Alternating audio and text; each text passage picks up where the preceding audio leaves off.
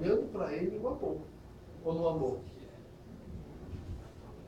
Por isso que eu não digo que ele foi perdido. Ah, tá certo. Então, você vai encontrar agora o seguinte: quando alguém rejeita Cristo na Bíblia, você vai se terminar, sem contar como foi o resultado, possivelmente ele foi salvo. Como foi o propósito do texto? Foi mostrar o amor do jovem rico pelas riquezas, e não a Cristo. Que as riquezas superavam o quê? O compromisso da fé dele em Jesus Cristo, não é isso? Então, muito bem. Eu acho muito forte isso, certo? Calado não está errado. Vamos lá, gente. Os batistas, os reformados, também creem que há um plano de Deus para se cumprir, isso é bom. E a visão dos elementos continuados em diversas fases. Ele mesmo não vê um pacto com Israel, um pacto com a igreja, eles vê elementos em continuidade dentro de um plano de Deus. Isso é bom. Quais são os aspectos negativos? Ele não vê diferença nos pactos. O que quer dizer diferença nos pactos? Diferença quer dizer, eles veem um plano de Deus para Israel, um pacto, e quando vem um outro pacto, há uma anulação do pacto anterior. Certo? Então, é esse o problema, que eles não conseguem ver que há muitas vezes diferenças de um pacto, que pactos podem continuar, certo? Embora um outro pacto aconteça, sem anular um pacto anterior. É a questão de substituição do pacto. Substituição, substitui um pacto. Ele não crê que pode haver uma continuidade de um pacto, mesmo havendo outro pacto.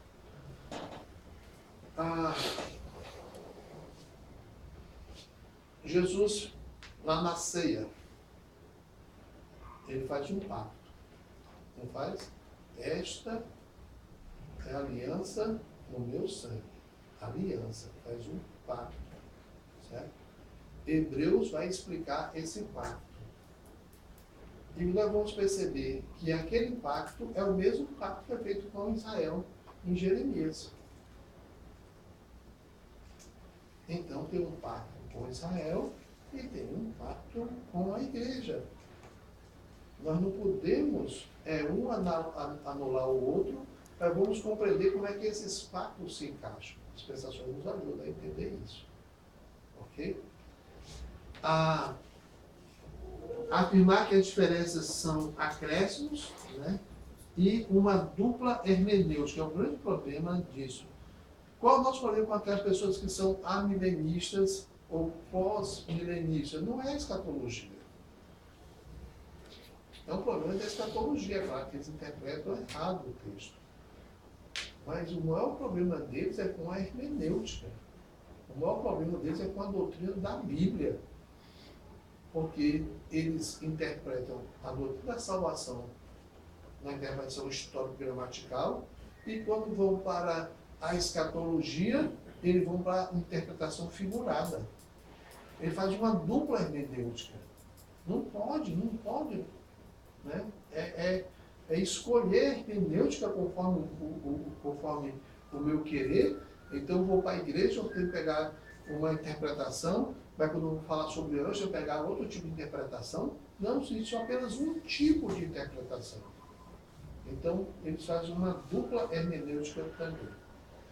De onde vem essa palavra dispensações? A etimologia no grego é o oikonomia, oikos, casa, e nemos, chama-se administração ou gerência. O sentido é esse, é como administrar ou governar sua casa. Ele é usado a palavra muitas vezes, tanto em Efésios 1:10, em 3:9, 5:6, e deixa bem claro que é uma forma peculiar de Deus em governar o mundo nesses períodos. Definição de dispensação: o modo peculiar de Deus em administrar seu governo no mundo, enquanto progressivamente realiza seu propósito na história universal. Deixa a gente voltar para essa definição. Né? O que é dispensação? É o modo peculiar, quer dizer, um modo especial, diferente de outros, em Deus administrar seu governo no mundo, enquanto progressivamente ele realiza seu propósito na história universal. Então vamos ter períodos peculiares em Deus administrar. Chamamos peculiares porque são diferentes. Existem regras diferentes. Existem revelações específicas. Então eles são peculiares, eles são específicos nisso. Pastor, Diga. como é que eu posso explicar para as pessoas a questão de Deus ser um Deus imutável, mas ao mesmo tempo ele é um Deus que tem a liberdade de atuação de modos diferentes, né? Ele tem a liberdade de agir de um determinado modo, administrar, né, que como a palavra está dizendo, de um determinado modo em uma época, em outra época ele administra de outra forma. Como é que a gente explica isso? Certo.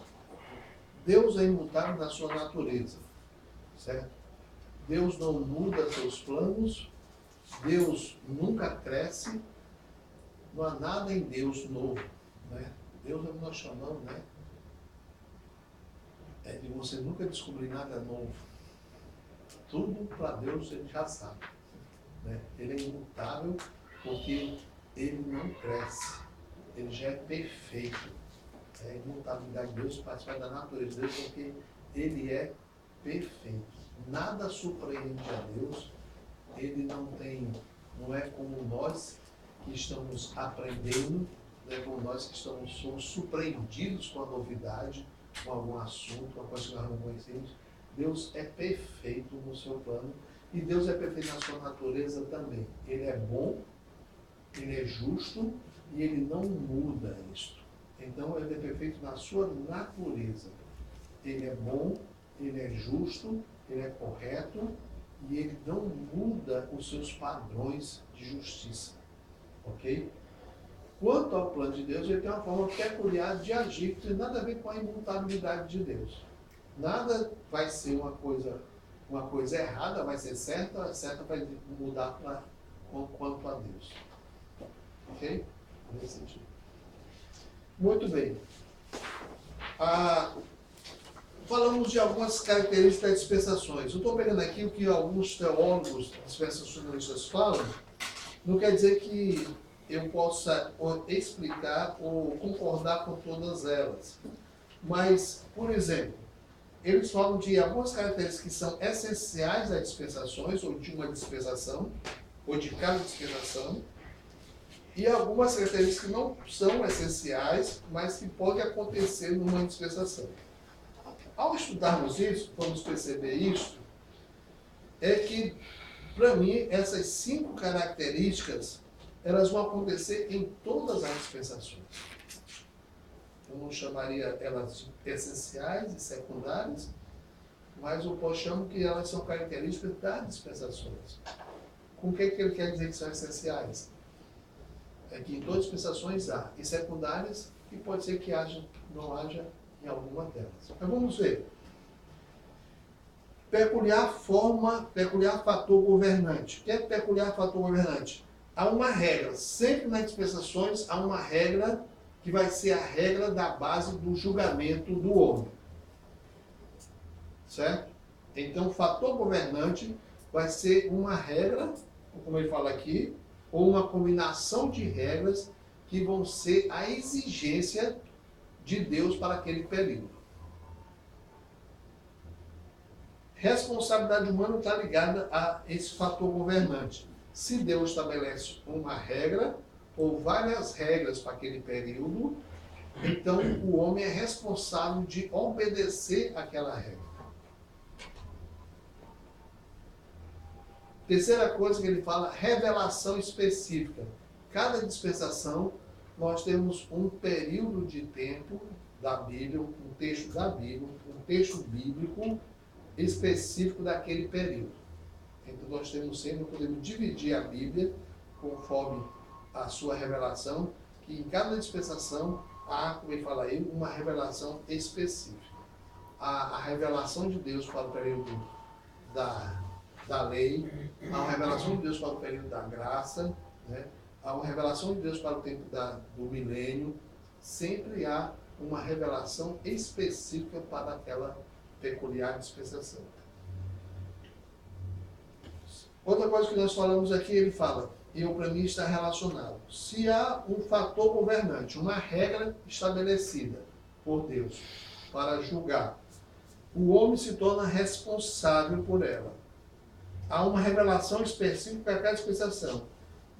O homem vai ser provado naquele fator governante, ou naqueles fatores governantes. Certo? E o que vai acontecer? Sempre no final das dispensações, o homem falha e Deus então estabelece um juízo. Há uma espécie de condenação de Deus. Okay? Então, para mim, isso é bem claro. Eu sempre vamos tentar procurar essas 5 características de cada dispensação. Considerações importantes. Dispensações não são modos diferentes da salvação. Em todas as épocas, sempre o homem foi salvo pela graça de Deus. Certo? Mas essa dispensação é chamada dispensação da graça. É chamada assim, porque um fator governante dessa dispensação, o fator governante é a graça. Mas não quer dizer que Deus não agiu com graça. Todos os atos de Deus para salvar o homem foi pela graça. Foi o que Adão fez quando pecou? Ele chegou para Deus e disse, Deus, eu pequei. O Senhor deu o meu mandamento, foi bem claro nisso. Eu podia comer de todas as árvores do jardim, só não podia comer da árvore do conhecimento do bem e do mal. E eu comi. Né? Nem colocar a culpa na porta da mulher, nem na serpente, não.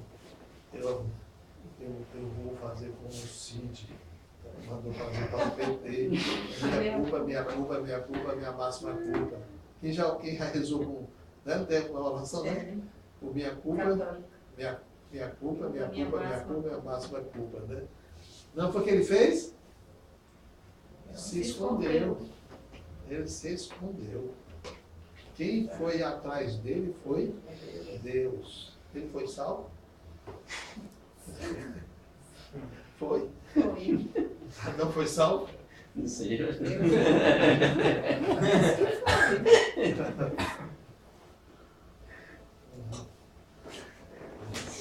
Paulo foi salvo?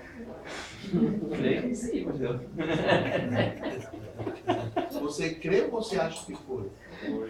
Eu creio que foi, coisa. Tá certo. Agora tá todo mundo agora da Bíblia. Não é que o colega meu disse, não, eu só creio na salvação na minha E do ladrão da e do ladrão da cruz. Eu ouvi falar nisso. Né? Só na minha e na da cruz. E Jesus disse, hoje estarás comigo no paraíso. Foi as últimas 2 pessoas que ele garantiu salvação. Foi pulando na cruz e para mim, que eu creio, né? E Paulo, na Bíblia diz que era salvo, não? Sim. E Saul. Diz, Paulo né? é fácil. E Saul. Saul também, salvo, foi ungido por Deus. Nem o próprio Davi teve coragem de mexer nele. Né? Imagine eu. Ok, mas muita gente, muito bom. Então, considerações importantes. Também não são eras históricas, nem sequer eras históricas da história, nem também épocas da Bíblia. Né? Nós temos também época da história da Bíblia. Vocês estudaram isso ano passado, quando estudaram a chamada aí, o panorama do Antigo Testamento. Não foi? Viram épocas históricas. Vocês estudaram, por exemplo, na época dos profetas, os profetas anteriores, os profetas do período do cativeiro e os profetas pós-cativeiro. É muito interessante estudar a Bíblia nessas divisões históricas. Dispensações não é isso. Certo? Várias épocas históricas podem estar, e sinceramente estão dentro de uma única dispensação. Ok? Não compreender a Bíblia historicamente vai sempre compreender muito mal a Bíblia. Né? Por isso nós temos sempre que gravar algumas datas. Né? Abraão veio aqui, época. Abraão, época dos patriarcas, em que época? Tem que saber. Tem que saber. Você é doutor. Tem que saber. Já fizemos aqui esse gráfico de umas 10 milhões de Uns vezes. 4.000 anos, mais ou menos, antes de Cristo. Não é não? Não, só 2000. Dormiu, Abraão. Você puxar Ah, pra é cá, Moisés Moisés 1400. 1500, mais ou menos, dá de 1000. Isso. Essas épocas são importantes, você compreender as épocas A do 1000 é lá históricas. mais ou menos do começo, né? De Gênesis, de Adão, né? Então, o que é dispensações? Elas não é uma dispensação, pode ser um modo peculiar de administrar o mundo inteiro ou apenas um segmento dele. Interessante isso também, vamos ver. Uma nova dispensação pode continuar ou fazer cessar algumas exigências das dispensações anteriores. O que quer dizer com isso? Deus estabeleceu uma regra, um fator dominante para essa dispensação, e esse fator dominante vai poder também seguir para a próxima dispensação, conquanto haja novos fatores peculiares para aquela nova dispensação. Não quer dizer que uma dispensação chega e todos os fatores dominantes da outra têm que se acabar. Podem prosseguir. A gente pode perceber que há um prosseguimento de algumas e algumas cessam. Ok? Cada dispensação contém uma revelação específica. Claro, uma nova revelação. Ok. Vocês vão fazer essa leitura crítica das nossas 7 dispensações. Muito bem.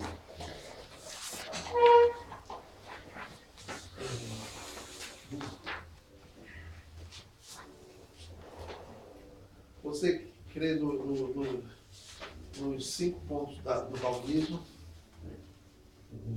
Qual é o primeiro? Depravação total. O Túlio.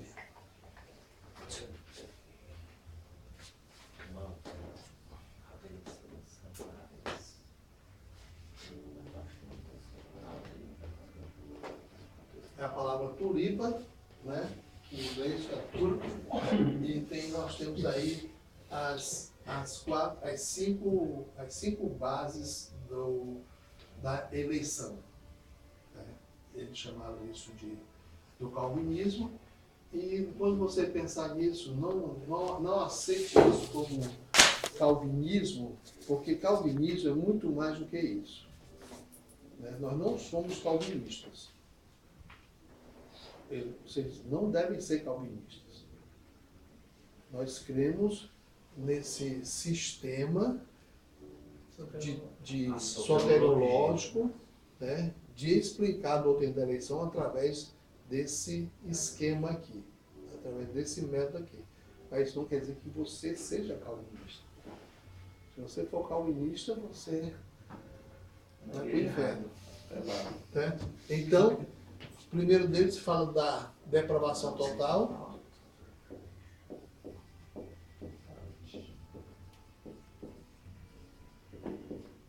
Depravação total. Que quer dizer o quê? Quer dizer que o homem não tem nada em si que possa agradar a Deus e que ele não pode por si mesmo se voltar para Deus. Ele está tão em estado de tão pecador quanto possa estar. Ele vai ficar pior ainda no inferno. Vai ficar pior ainda no inferno. Mas ele está tanto que ele pode ficar ali. Porque se a graça de Deus estivesse segurando esses pecadores, nem esse mundo seria pior do que a Venezuela ou seria o Brasil depois do Haddad governando. Então, é verdade, gente. Né? O que é Eleição incondicional.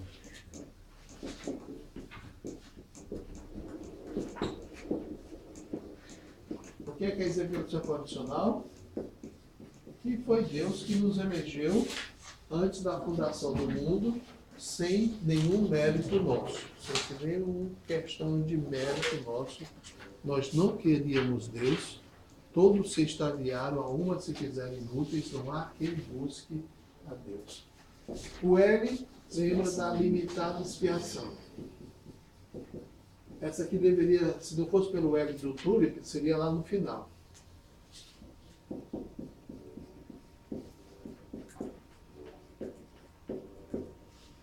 É o mais forte, né? É é o mais polêmico deles, né?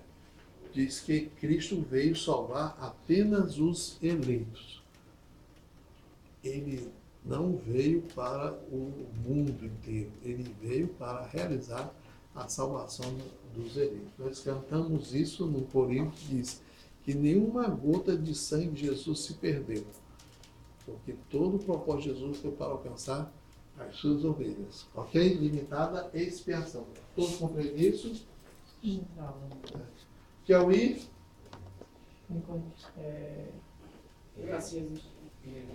Graça irresistível.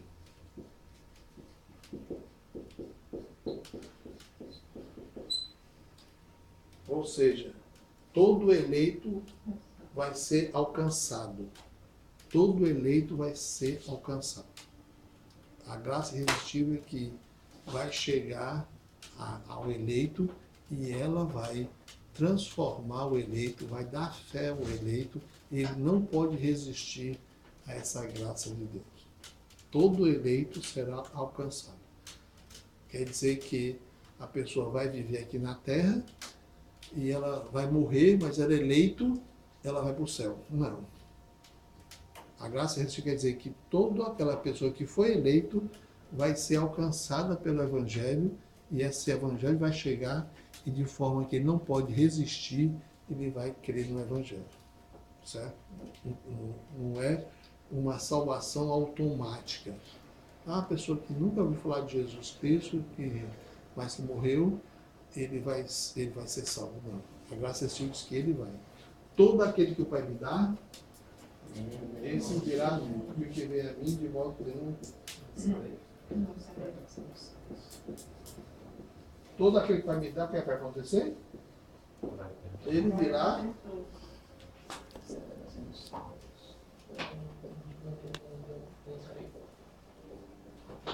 O que é a perseverança dos salvos? A perseverança de Deus em nos manter firmes. Nós não perdemos a salvação. Há pouco. Filipenses 6. Quem começou pela boa obra de advogado completado. E o que quer dizer isso, a perseverança dos salvos? Para não perseverar, é a graça de Deus. Né? Que nem nós mesmos temos a capacidade de nos desviarmos dessa graça que o Senhor nos alcançou.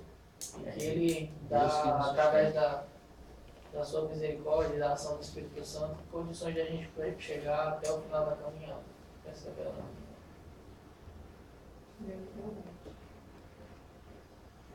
Uma pessoa salva pela graça de Deus, eleita antes da fundação do mundo, atraída a Jesus de forma irresistível, totalmente alheia a Deus, inimiga de Deus, foi transformada, recebeu o dom da fé, para crer, né?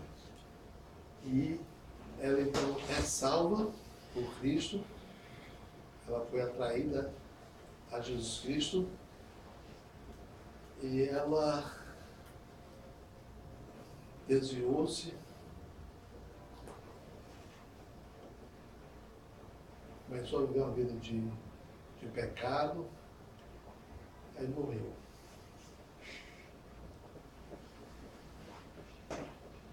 Houve a perseverança dos salvos, né?